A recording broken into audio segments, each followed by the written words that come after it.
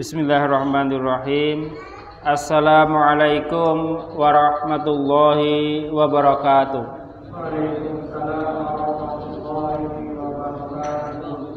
Innal hamdalillah nahmaduhu wa nasta'inuhu wa nastaghfiruh wa na'udzu billahi min syururi anfusina wa min sayyiati a'malina. Man yahdillahu fala mudhillalah wa man yudlil fala hadiyalah. Asyhadu an la ilaha illallah wahdahu la syarikalah wa asyhadu anna Muhammadan abduhu wa rasuluh. Amma ba'd.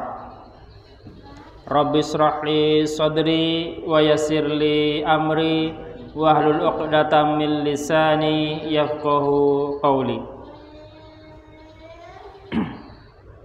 Ikhwan akhwat sekalian, mari sama-sama kita panjatkan rasa syukur kita kepada Allah Ta'ala, yang mana di kesempatan hari Jumat ini kita semua kembali diberi kemudahan oleh Allah Ta'ala untuk berkumpul di Masjid Nurul Jannah ini dalam rangka thalabul ilmi. Semoga Allah karuniakan kepada kita semua ilmu yang bermanfaat yang dapat kita amalkan dalam kehidupan kita sebagai bekal menghadap Allah Ta'ala di hari kiamat nanti. Salawat serta salam semoga senantiasa tercurahkan untuk junjungan kita Nabi Muhammad sallallahu alaihi wasallam, juga untuk keluarganya, sahabatnya, dan juga untuk seluruh umatnya hingga yaumil kiamah kelak. Ikhwan dan akhwat sekalian, mari kita lanjutkan kembali kajian kitab Shallu kama ra'aitumuni usolli, yang malam hari ini di bab azan dan iqamah. Dan sebelumnya sedikit kita review, kita mengulang pembahasan tentang waktu-waktu sholat. Ikhwan dan akhwat sekalian, kapan waktu subuh? Kapan? Ikhwan, kapan waktu subuh?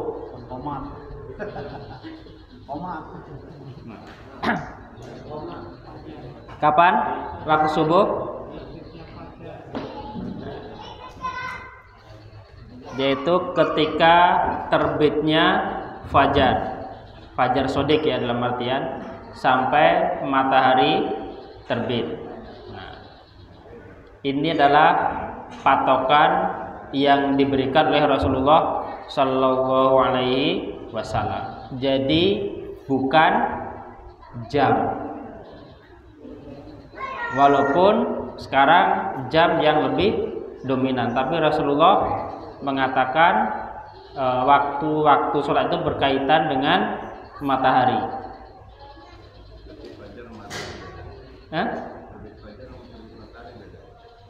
Sama, terbit fajar itu sebelum matahari terbit, artinya ketika mulai kemerahan di langit timur di awal pagi. Nah, kalau matahari terbit kan, nah, kelihatan bulat, terang, bukan merah lagi warnanya kan.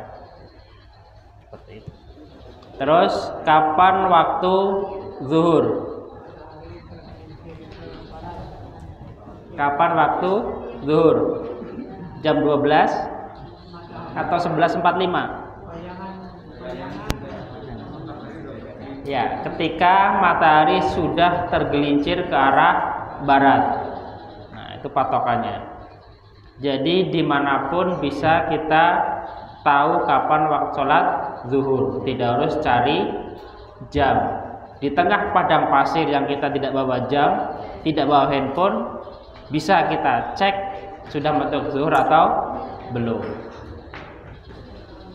Kemudian kapan waktu sholat asar? Sudah aja lengannya benda yang lebih panjang dari dua kali. Ya.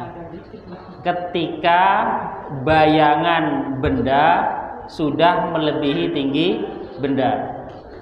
Misalnya kita pasang patok 1 meter.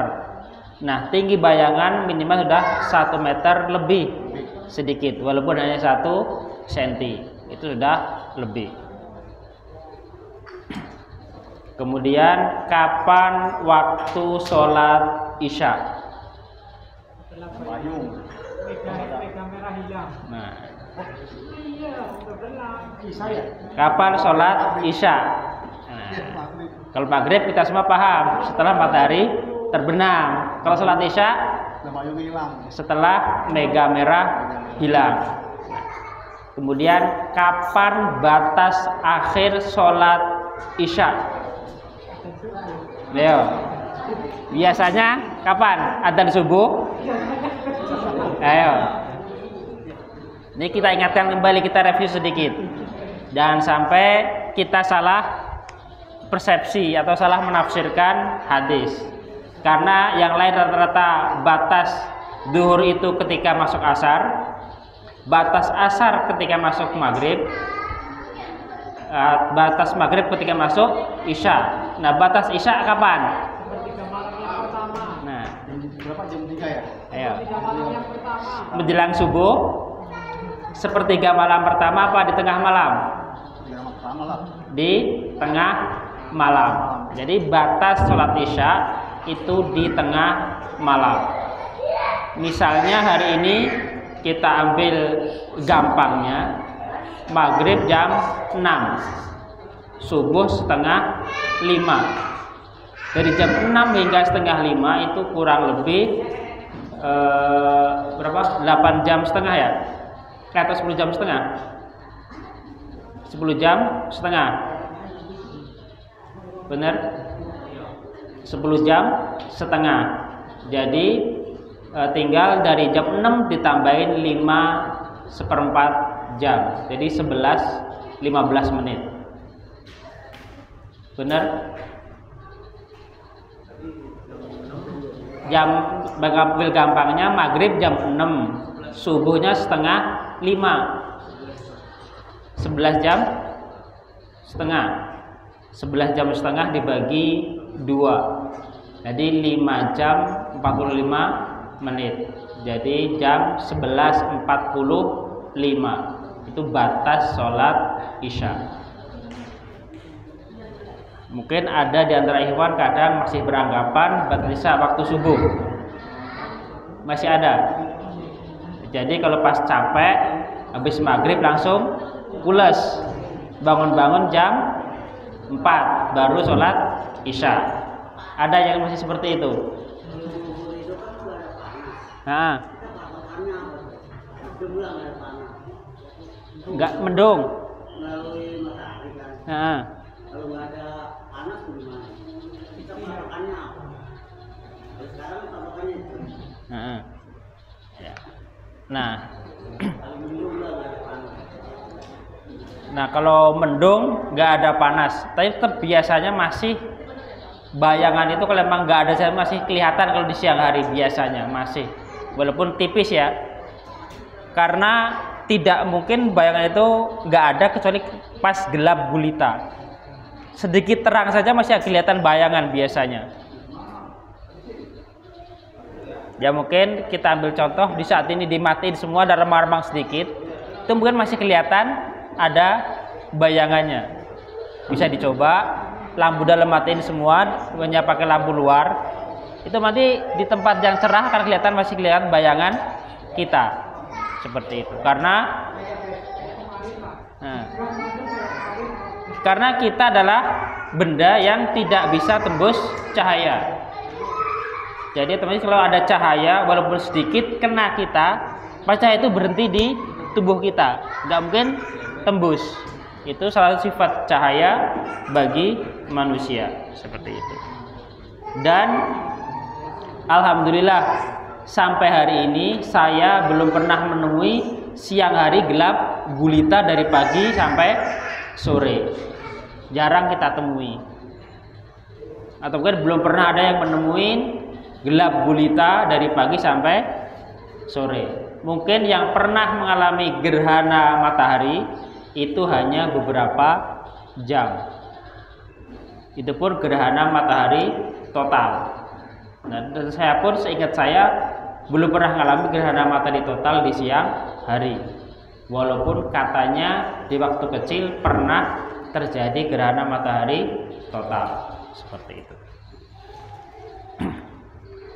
Oke, insya Allah sudah bisa dipahami tentang waktu sholat. Jadi waktu subuh itu ketika terbit fajar shodiq hingga terbit matahari. Dan kalau kesiangan ya lain ceritanya. Dan waktu zuhur diawali dari ketika matahari sudah tergelincir ke arah barat hingga menjelang sholat asyar. Yang mana asyar itu patokannya ketika tinggi bayangan sudah melewati tinggi benda. Dan berakhirnya waktu asar itu ketika matahari sudah mulai menampakkan mega merah. Jadi sebelum matahari terbenam itu sudah berakhir waktu asar sebenarnya. Ya mungkin kurang-kurang 1/4 jam atau berapa itulah mulai kemerah-merahan sebelah barat. Sebelum benar-benar tenggelam itu sudah akhir waktu asar. Dan awal maghrib ketika matahari tenggelam, artinya yang namanya tenggelam sudah tidak kelihatan. Nah, dan jam astronomi yang dipakai di BMKG itu standarnya ketika berada di tengah-tengah sudah dikatakan tenggelam. Jadi mungkin harus ditunggu lagi dari jam astronomi itu sekitar beberapa menit lagi lah untuk benar-benar full tenggelam seperti itu.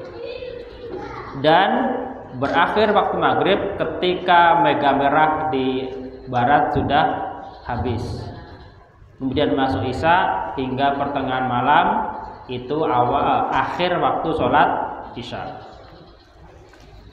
Mari kita lanjutkan tentang azan dan iqamah. Nah, dan tadi telah dibacakan oleh Qori firman Allah Ta'ala dalam surat Al-Maidah ayat 57 dan 58.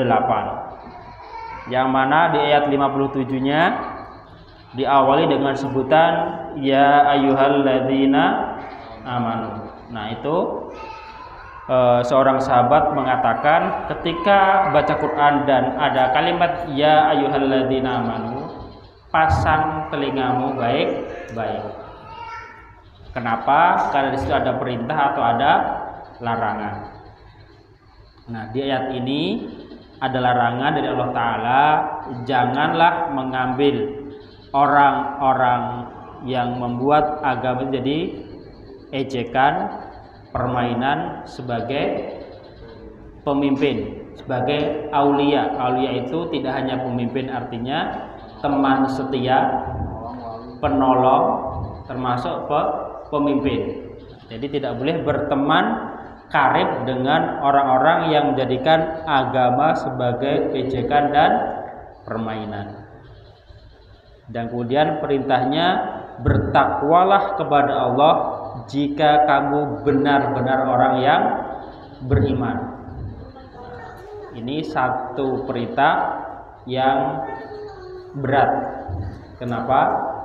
Kalau kita mengaku beriman kepada Allah, kita harus bertakwa.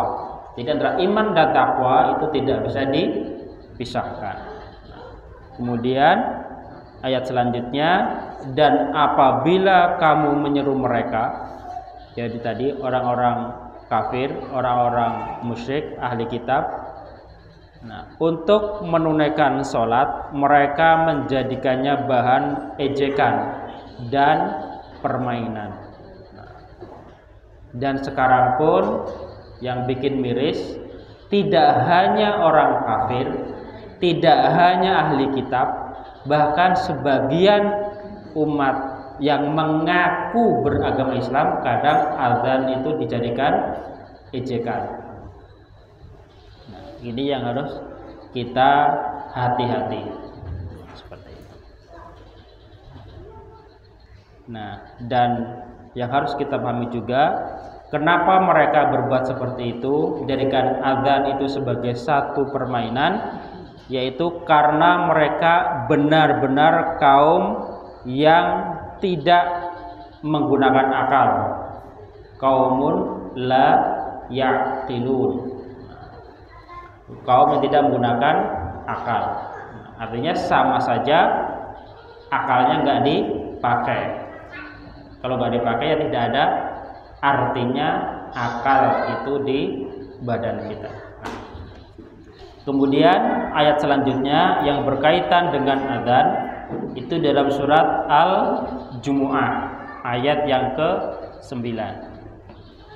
Ya, silahkan dibuka surat Al-Jumu'ah ayat yang ke-9. Insya Allah kita semua sudah hafal, sudah sering mendengar ayat ini. Tetapi tadi karena seringnya mendengar, kadang kita lupa atau hanya sekedar lewat di telinga kita.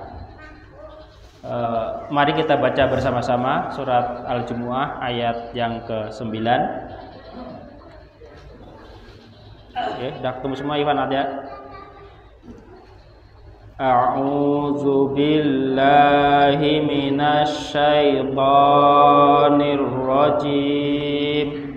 Bismillahirrahmanirrahim.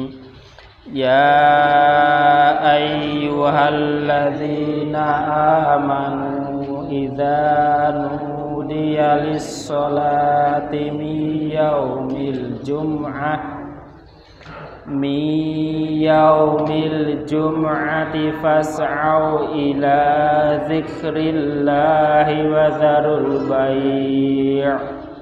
Zalikum khairul lakum in kuntum ta'lamun. Kembali diawali dengan panggilan orang-orang yang beriman.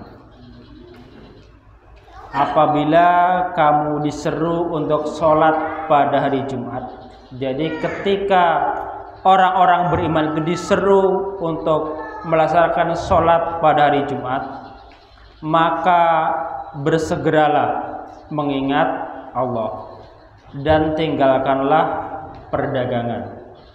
Yang demikian itu lebih baik bagi kamu jika kamu mengetahui. Artinya memenuhi panggilan Allah itu lebih baik bagi kita semua dibandingkan segala bentuk perniagaan, segala bentuk perdagangan. Perdagangan di sini bisa kami artikan tidak hanya kegiatan jual beli, tetapi bisa jadi seorang petani yang masih sibuk dengan ladangnya, seorang pegawai bisa dikatakan yang masih sibuk dengan gaweannya, seorang karyawan bisa dikatakan seperti itu, masih sibuk dengan pekerjaannya. Jadi bagi kita semua, usahakan ketika ada panggilan Allah segera disambut, segera mungkin, jangan ditunda-tunda, karena tadi itu lebih baik jika kamu mengetahui, atau bisa dikatakan itu lebih baik dari keuntungan dunia yang kamu harapkan. Nah, karena namanya perdagangan, itu yang kita harapkan adalah keuntungan materi.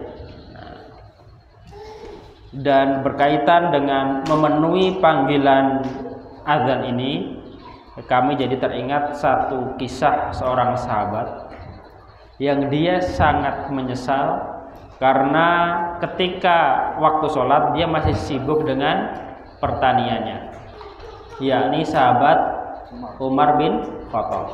Nah, ketika waktu asar, mungkin hawa mulai dingin, masih asik di kebunnya.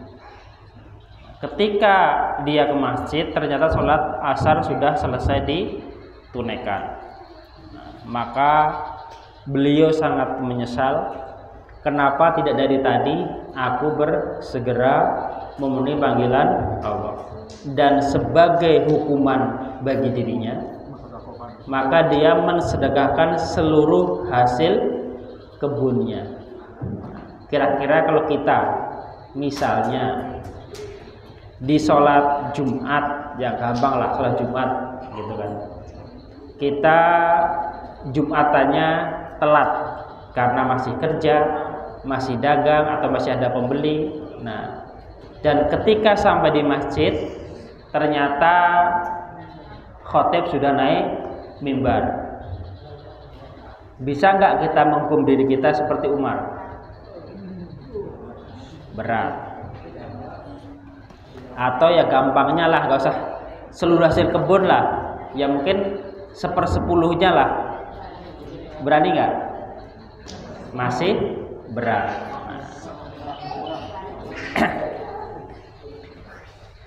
Nah, inilah keimanan yang patut kita contoh seorang Umar bin Khattab yang dahulu sebelum masuk Islam beliau adalah penentang Rasulullah yang sangat keras. Bahkan karena keislaman adiknya sendiri, seorang wanita itu tetap sekitar tahun tetap dianiaya oleh Umar bin Khattab. Itu adiknya sendiri, adik kandung seorang wanita masuk Islam, ketahuan langsung dianiaya. Nah, kalau suaminya Sa'id bin Zaid itu malah dicekek hingga hampir mati. Nah, itu. Tapi ketika sudah Islam, hanya ketinggalan satu sholat, dia menghukum dirinya dengan mensedekahkan seluruh hasil perkebunannya. Ikhwan dan akhwat sekalian, nah, adzan menurut bahasa adalah pemberi tahuan. Artinya mungkin kalau kita bahasa di jalan-jalan ada pemberitahuan atau pengumuman, nah itu bisa dikatakan adzan secara bahasa. Nah, seperti kata saum itu artinya akan menahan. Nah, misalnya kita hari ini bisa saya katakan hari ini saya lagi saum, malam ini saya lagi saum. Secara bahasa ya, mungkin menahan ingin buang angin, menahan ingin buang air, atau menahan ingin makan sesuatu, itu namanya saum. Demikian pula dengan adzan. Adzan itu pemberi tahuan atau pengumuman, itu disebut dengan adzan. Sedangkan menurut istilah, menurut syara ialah pemberitahuan dan panggilan untuk sholat dengan lafaz-lafaz tertentu. Ini yang membedakan adzan secara bahasa dengan secara istilah atau secara syara. Jadi adzan secara syara itu pemberitahuan dan panggilan untuk sholat dengan lafaz-lafaz tertentu. Nah, inilah indahnya syariat Islam, yang mana dulu sebelum azan itu ada syariatnya, itu para sahabat sering kebingungan ketika datang waktu sholat, karena belum ada azan. Nah, maka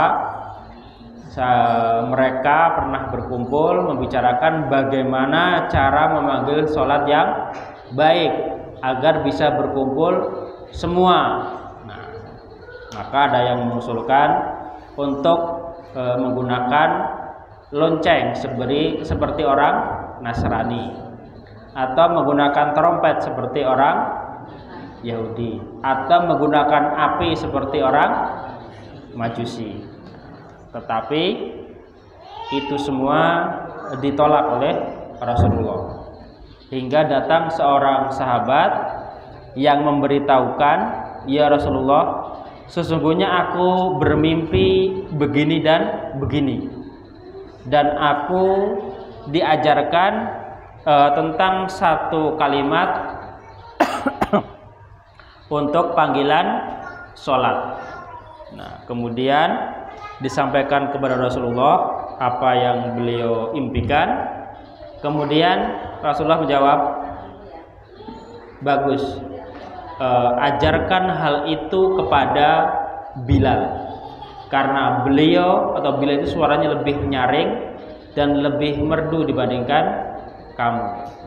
Akhirnya azan itu diajarkan kepada sahabat Bilal bin Rabah, sang muadzin Rasulullah. Nah, dan berbicara tentang muadzin itu tidak hanya Bilal sebenarnya.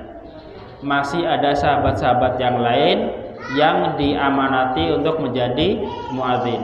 Nah, seperti di Madinah sendiri, selain Bilal itu ada Ummi Maktum, seorang sahabat buta yang menjadi muadzin Rasulullah di waktu subuh. Nah, kalau Bilal itu azan sebelum subuh.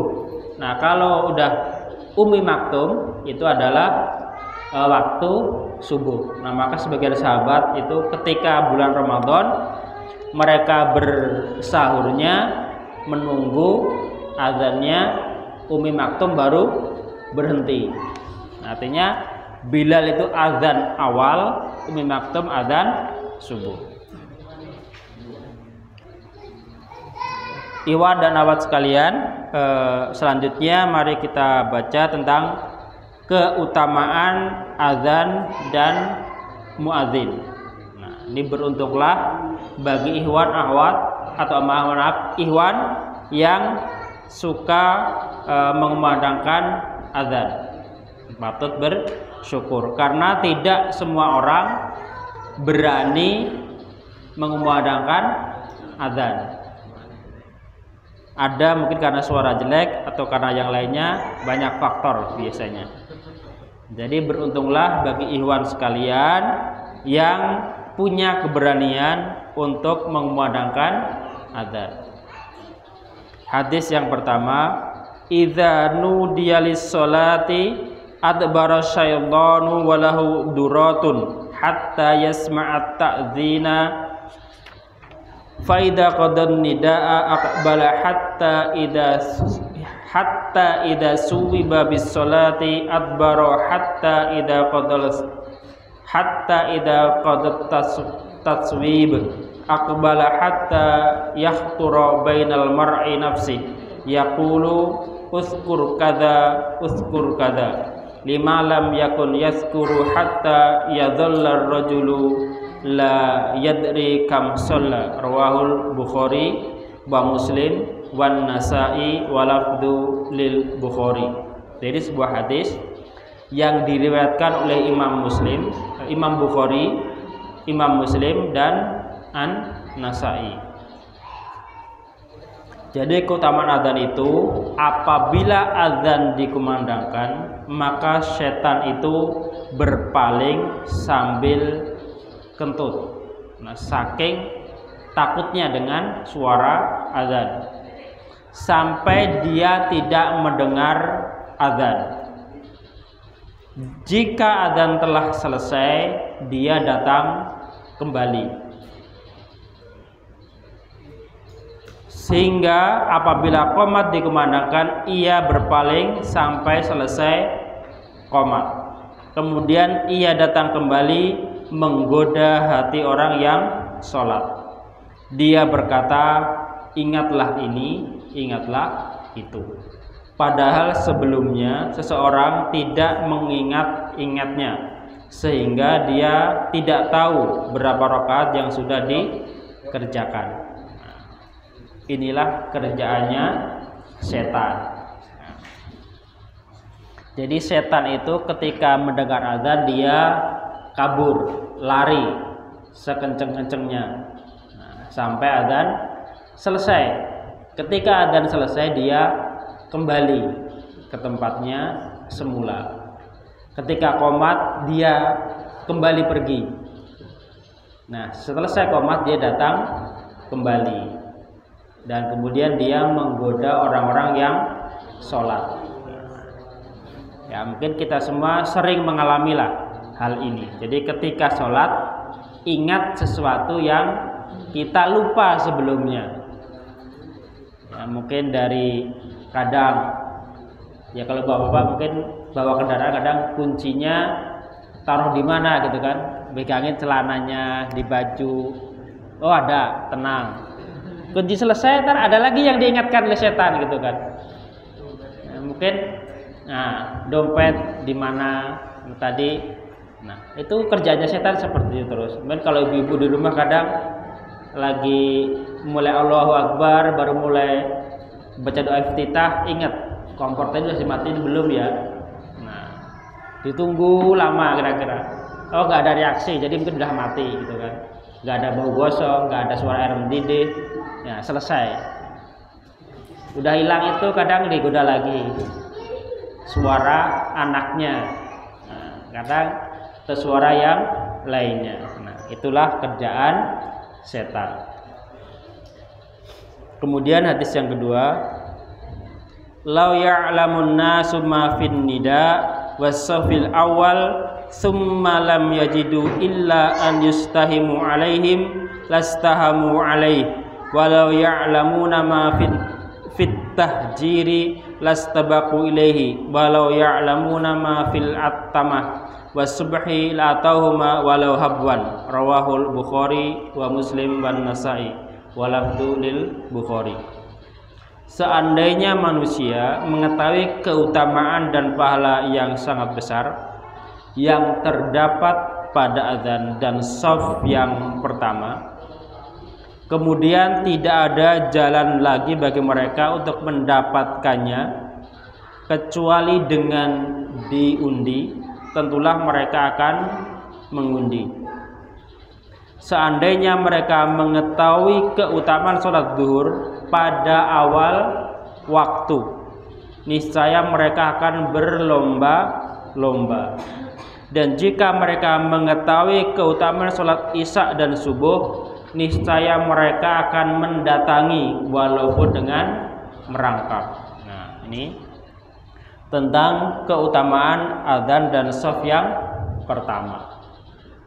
Nah, jadi seandainya kita tahu apa keutamaan dari adzan dan shaf pertama, tentu kita semua akan berlomba-lomba untuk segera datang ke masjid. Nah, sampai harus diundi pun kita akan masuk undian agar bisa datang pertama. Dan juga keutamaan sholat zuhur. Nah itu kalau kita tahu, kita semua pasti akan berlomba-lomba pula. Demikian pula dengan sholat isya dan subuh. Nah apalagi sholat isya dan subuh itu banyak sekali keutamaannya dibandingkan sholat-sholat yang lainnya. Yang jelas Rasulullah mengatakan sholat yang paling berat bagi orang munafik itu sholat isya dan subuh. Orang munafik aja zuhur, asar, maghrib itu rajin, getol.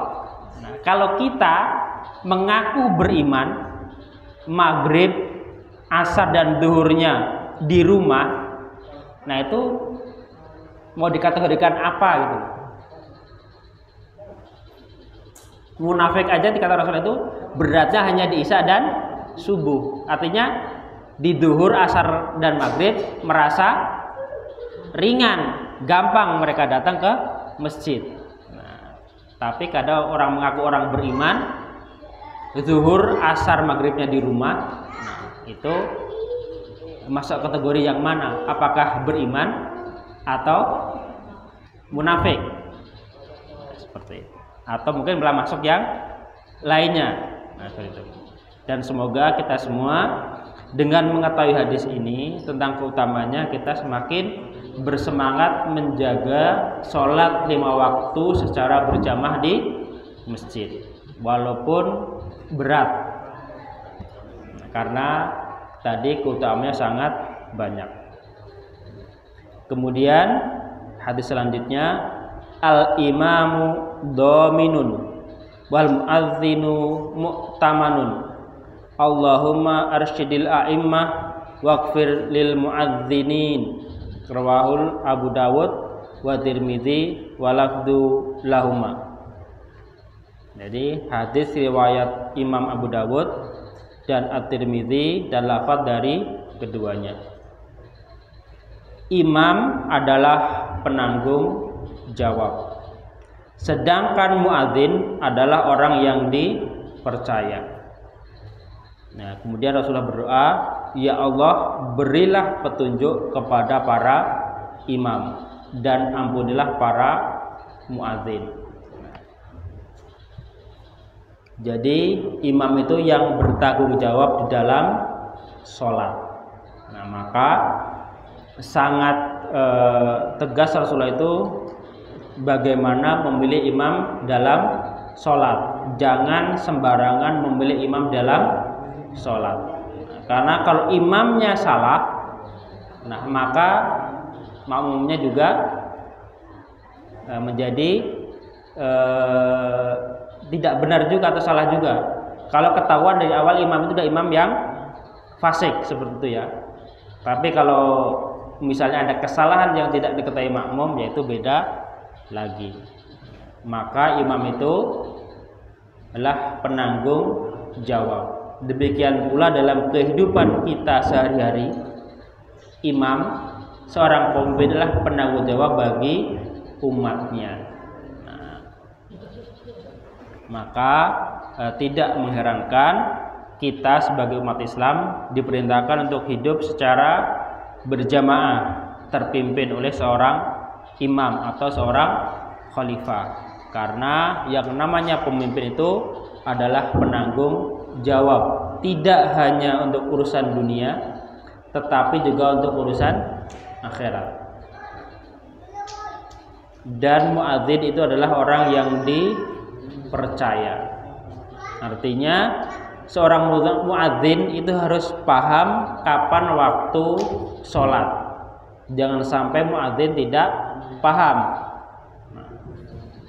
Nah, rata-rata para muadzin itu betul-betul memperhatikan peredaran matahari dan bulan di langit.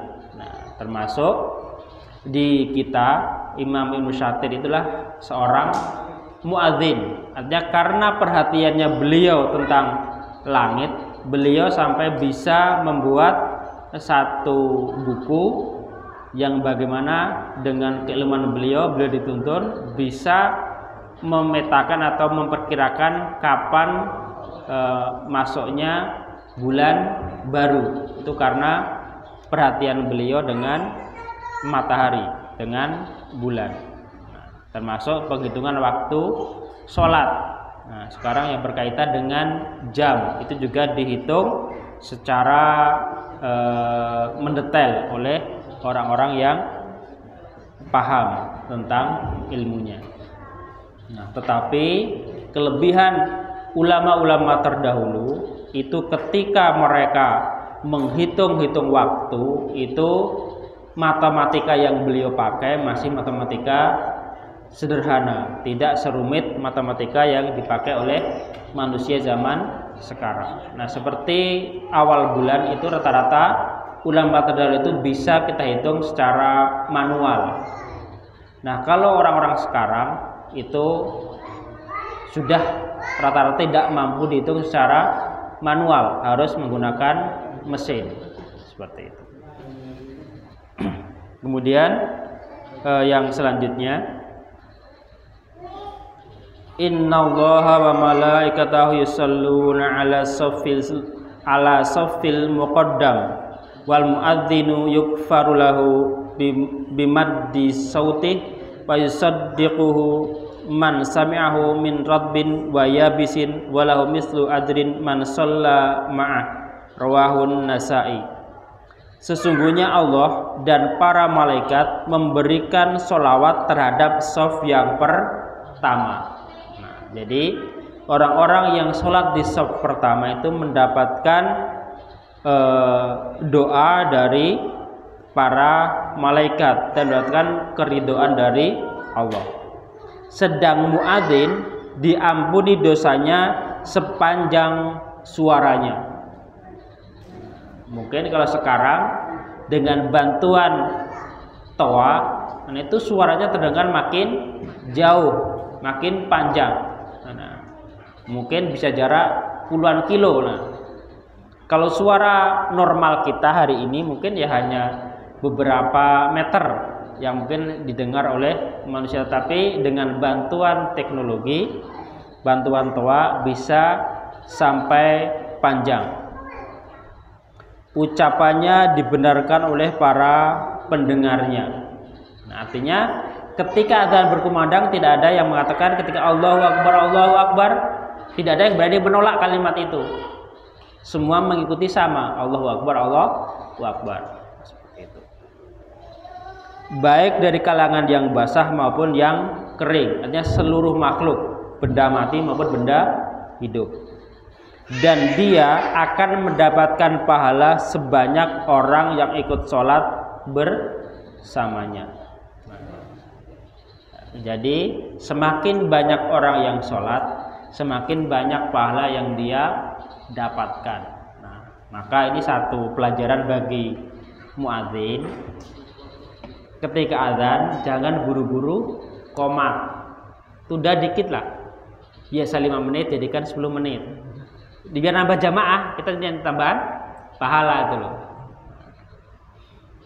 Jadi jangan buru-buru, apalagi kejar waktu gitu kan. Baru azan langsung qomat. Nah, pahalanya sedikit. Nanti kalau kita perpanjang, nah bisa jadi kan makin dapat pahalanya makin banyak.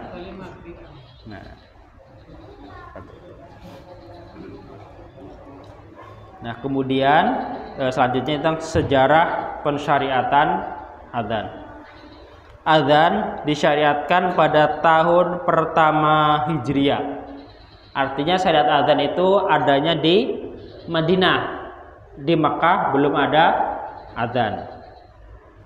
Diriwayatkan dari sahabat Abdullah bin Umar bahwasanya dia berkata, dahulu ketika kaum muslimin datang ke Madinah, mereka berkumpul dan mengira-irakan waktu sholat dan tidak ada orang yang menyerukannya.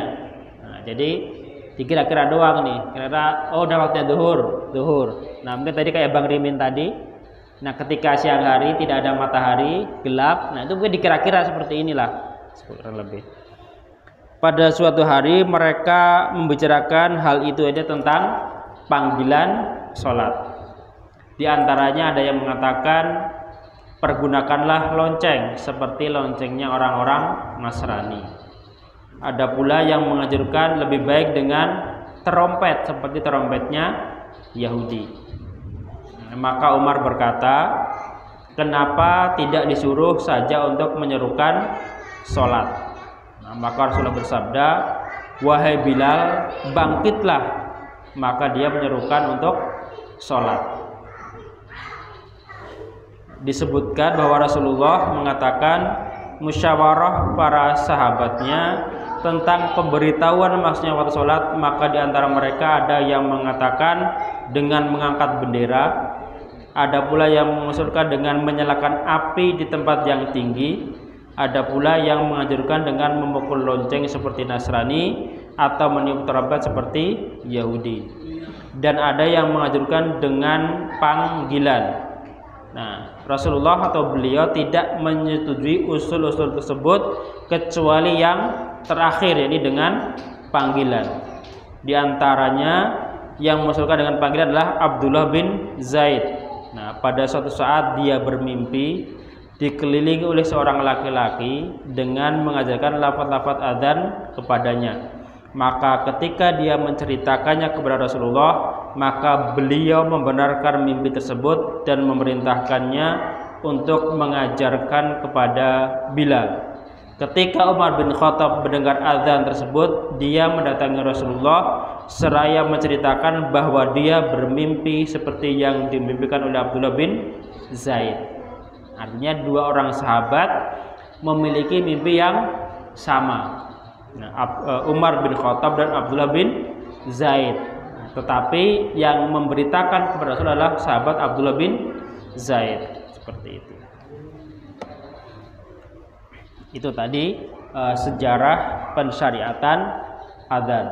Nah, jadi Rasulullah dan para sahabat itu ketika ada satu permasalahan, mereka atau beliau selesaikan dengan cara musyawarah. Artinya musyawarah adalah syariat dari Allah Ta'ala dan dipraktikkan oleh Rasulullah dengan para sahabat. Dan ketika musyawarah sudah diambil satu keputusan, maka keputusan itu yang dilaksanakan. Seperti itu.